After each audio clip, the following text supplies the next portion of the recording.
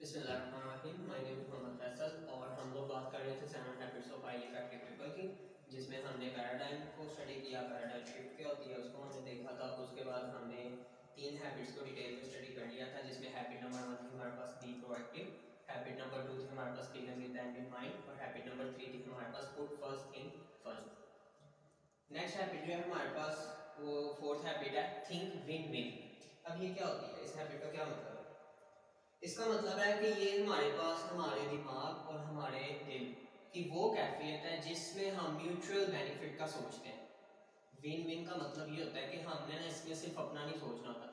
अगर पीपल इस हैबिट को अपने अंदर डेवलप कर लें तो उसका फ़ायदा उन्हें ये होगा कि वो ना सिर्फ अपना फ़ायदा सोचेंगे बल्कि अपने साथ जो लोग जुड़े हुए हैं उन सब का फ़ायदा सोचेंगे। ज़्यादातर लोगों की मेंटालिटी ये है कि जीतने के लिए सबको हारना ज़रूरी होता है, यानी सब हारेंगे तो आप जीतेंगे। ये होती है विन लॉस कैटेगरी। लेकिन विन विन हैबिट ये बताती है कि अगर आपने जीतना है तो आप कोऑपरेट करो, आप दूसरों के साथ मिलकर विन हो सकते हो, जीत सकते हो, विन विन। यानी ये आपके पास म्यूचुअल बेनिफिट की एक मेंटालिटी है। तो हम लोग बात कर रहे थे विन विन पॉलिसी की या विन विन थिंकिंग की।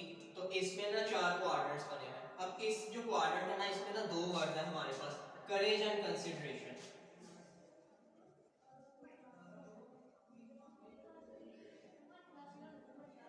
अब इनका क्या मतलब है करेज और कंसिडरेशन का?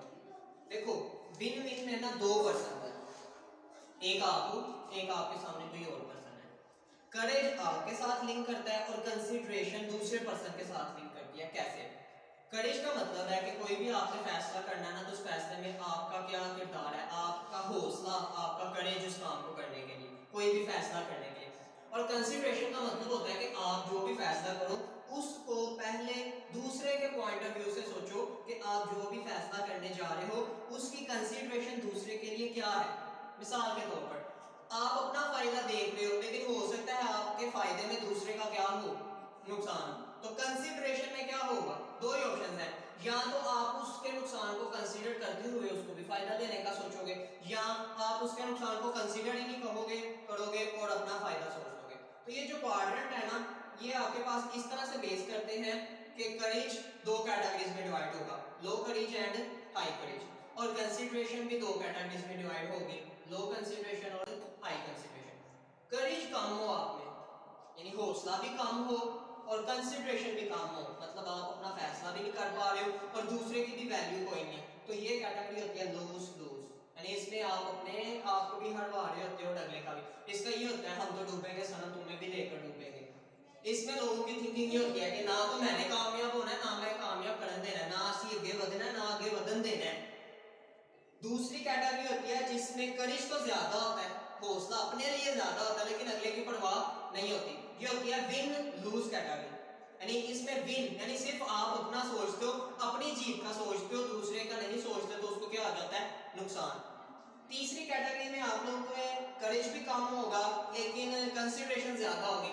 ये वो कैटेगरी के होते हैं लूज विन। इसमें ना चूंकि हौसला कम है ना, तो अपनी हार को कबूल कर लेते हैं और अगले की कंसिडरेशन उनके लिए ज्यादा होती है, तो वो उनको जितवा देते हैं। और लास्ट वर्ड आता है हमारे पास जिसमें कंसिडरेशन भी ज्यादा होती है, करेज भी ज्यादा होता है, मतलब अपने लिए भी आप ज्यादा सोच रहे होते हो और अगले का भी सोच रहे होते हैं। ये कैटेगरी आती है विन विन, यानी इसमें दोनों को आप सोच रहे होते हो कि वो भी जीतेगा, वो भी कामयाब होगा, और ये भी जीतेगा, ये भी कामयाब होगा, यानी मैं भी कामयाब हो सकता हूँ, वो भी कामयाब हो सकता है। तो दिस म्यूचुअल जो बेनिफिट है ना, इसको हम लोग कहते हैं विन विन, और यही कामयाबी है। तो हम लोग बात कर रहे थे थिंक विन विन की।